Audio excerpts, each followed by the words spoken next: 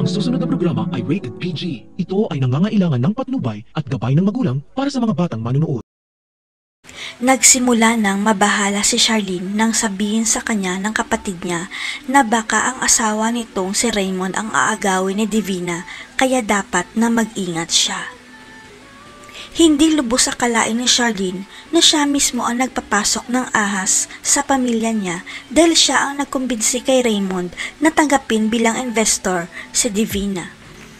Kaya bago pa masira ang pamilya ni Charlene, kailangan niyang maunahan si Divina.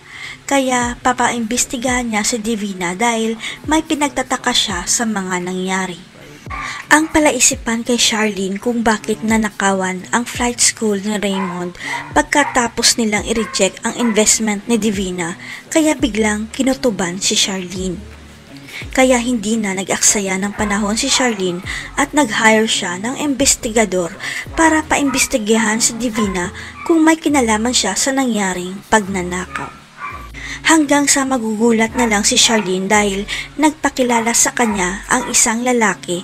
Siya daw si Arnold, ang driver ni Divina dahil may ibibigay siyang matibay na ebidensya. Hawak ni Charlene ang audio file kung saan maririnig si Divina na kausap ang sindikato dahil natapos na ang pagsabotahe nila sa flight school ng mga Cristobal.